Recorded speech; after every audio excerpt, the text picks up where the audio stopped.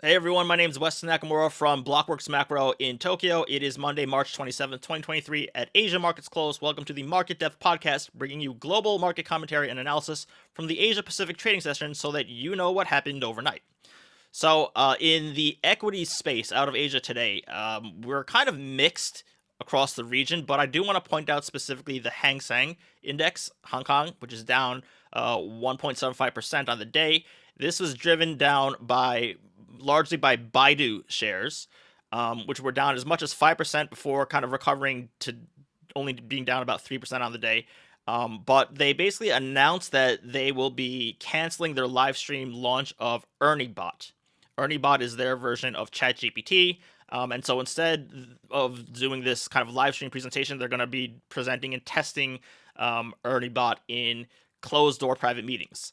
And so this has had a drag on, obviously not just Baidu shares, but on the other kind of index heavyweights as well. You know, Meituan, Tencent down 5-6% on the day as well. Now, just note that we may have seen this movie before, like just very recently, earlier this month, when Baidu did their limited launch of ErnieBot, and shares fell like 10 to 15% or so in reaction over the following few days, but then saw a 25% reversal and recovery rally on the shares as analysts had one by one had positive takeaways coming out of these meetings. And so we might be seeing this very same setup right now with this pullback in Baidu, and then what may come going forward over the next days to weeks. Right? Baidu said that there's a strong demand for this round of private meetings. There's some 120,000 companies that are lined up to test ErnieBot. But the sell-off could also be just very much in large part due to just sentiment of Chinese government and their perceived, heavy-handed, controlled approach to AI and the limiting of the pool of information available for AI for which to generate from, and thus inferior results. There may be that, playing into it as well, and that might be sort of longer lasting if that kind of sentiment continues to exist, especially, on the heels of what was, let's just say, a contentious hearing in the US Congress with the CEO of TikTok. But nonetheless, just something that I wanted to point out on a single stock level that I thought might be of interest. Now, on to rates land and the latest on rate volatility, for which those who have been following market depth know that I've been highlighting the sovereign bond market volatility as like a centerpiece of what's on my radar in markets. And it's not that I'm choosing this kind of stuff either. This is what is presented to me in markets, and therefore what I'm following. I don't get to choose these topics, right?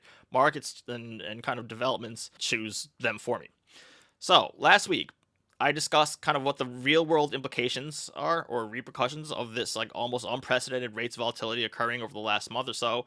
I talked about it via the scope of veteran macro hedge funds who can't seem to handle extreme day-to-day swings in rates and are blowing up. So Brevin Howard, right? They grounded three rates traders. Gratitude Asia shut down due to this month's front end rate vol having erased years of gains. Then you have Hayter's Jupiter Fund, which was up 200% in 2022, is currently suffering the worst losses since inception in 97, once again due to not just their short position in front-end rates, but just the wild swings in rates. So now the latest on that front is now we have Rokos Capital Management, okay, about $15 billion in assets under management, who was up 50% in 2022, is currently down 15% on the month as of March 17th, and if that persists, that would be the second worst month since inception. So Chris Rokos wrote a letter to his investors this Saturday saying, quote, "We have de-risked following this month's market price action, and P&L volatility has declined substantially as a result." Okay, so yet another one, and it's neither the last one nor are the ones I've mentioned so far a comprehensive list in any way at all. This is just what we know about, but I guarantee that there's far more blowups that we don't know of. And again, this isn't over by any means. This is very much like real-time, ongoing matter. Okay, now, why am I making a point about these hedge fund blowups? So first of all, I discussed this in last week's, March 22 episode of Market Depth. The episode's called Hedge Funds Blow Up from Rate Volatility from March 22nd. Check that out for further detail on the subject if you haven't already. but I just want to add to my point on the matter, okay? So when these giant levered players in markets blow up or have sudden steep record losses, these aren't times for orderly exits out of positions, okay? That's forced exiting and unwinding and margin calls and like automated risk model liquidations and all that. Okay, in other words, what that means is it's price indiscriminate execution behavior at work. So when you're an execution trader on the institutional side, on the buy side or on the sell side, right? Your job is to execute the large, like notional sized buy or sell order with minimal market impact. That's the job. Actually, the job is to get the best execution, possible, right? So if you can get a trade fill that's better than what's quoted on screen, then that's doing the job well, right? But the basic fundamental purpose is to not move markets, particularly and obviously against yourself as you're executing your own order, right? Like if you're buying up large quantities of XYZ, be stealthy, right? Don't start lifting the ask price in full size and shove the market upwards on yourself as you're still in the process of getting your full sized fill done, right? But when it's like code red emergency time for literal survival of the fund, it's price indiscriminate position exiting rush out at any cost execution behavior. And what does that do in an already thin and illiquid market? Or a far more thin and illiquid than perceived market until realized in real time. It makes for these sort of multi-standard deviation movements in those markets that rival things like Black Monday 1987, and then the subsequent apology letters to investors that they've taken massive hits to their P&L or are just outright out of business, right? So this is why I'm pointing these like wrong-footed hedge fund mishaps, these disasters out, okay? What we're seeing in extreme market volatility and the move index at or above 2008 levels, that kind of volatility triggers levered funds to suddenly behave in price indiscriminate trading. And if not, the actual implosions themselves visible in market price action.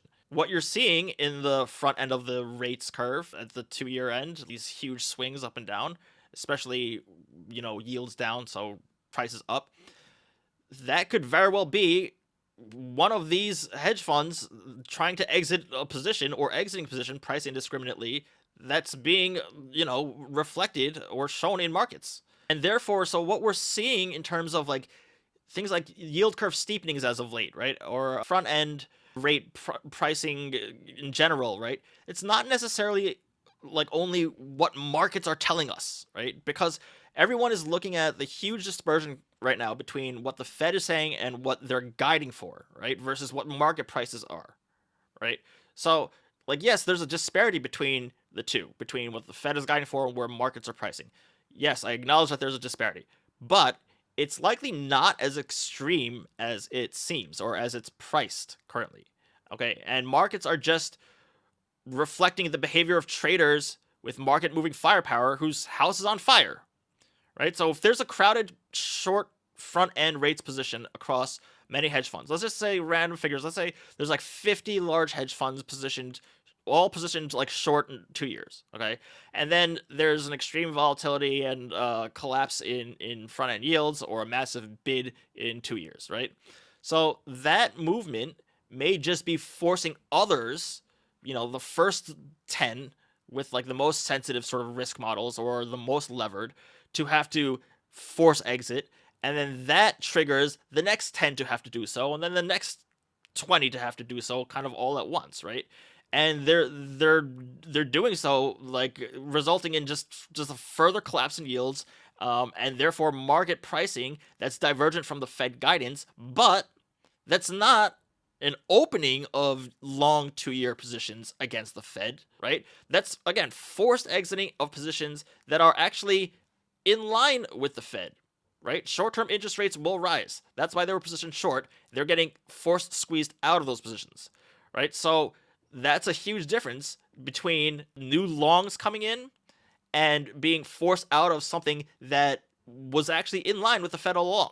Now, I'm obviously not saying that there's like no long 2-year positions being opened, in defiance of the Fed. Like, obviously there are. What I'm saying though is that there are both new longs and short covering. And everyone is just talking about it as if there's only one type of market buying. Like, this is only new longs, without considering that there's also buying to close positions that exist as well.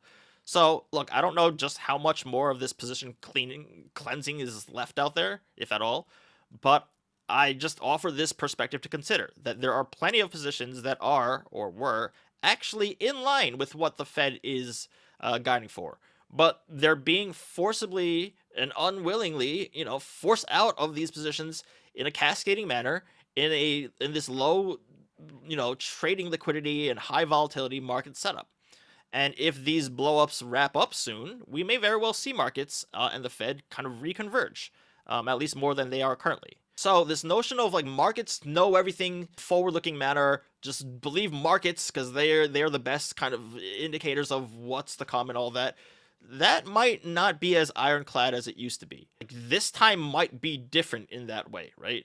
Like, what we read from signals in market pricing may not be as pure reflections of recessions coming or whatnot, as they used to be. And we might be learning that kind of flaw in real time. Okay, so that's something that I just want to present to everyone before we read too deeply into market price levels themselves and price action as a sort of a reflection of what investors collectively behave, are doing and are pricing for. I think that in fact most of it is being heavily influenced by forced position exiting from positions that originally did agree with the Fed's more hawkish guidance than currently being priced. Okay, so it's just something to consider. So as it relates to like looking ahead for the week, we have a whole bunch of Fed speakers throughout the week, right?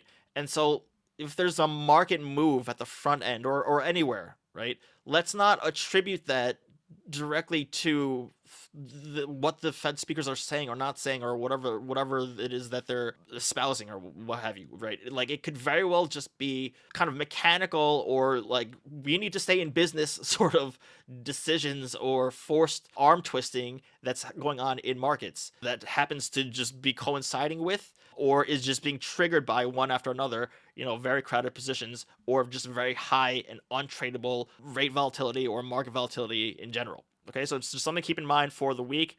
At the end of this week, we're looking for, US PCE data at the end of the week, but more so, I'm also looking at the China manufacturing PMI coming out on Friday. I'll get more to this in the next video, but that print could potentially really matter. It was very much so market moving on the last month where the China manufacturing PMIs came out very strong and much more so than anticipated, and it had a risk on reaction cross asset, not just in the Hang Seng Index, not just on dollar CNY, but on E-mini futures, on Bitcoin, on everything across the board. Okay, so again, I'll get into that more for the next video. Okay, so that's it for me. Thanks for watching Market Depth.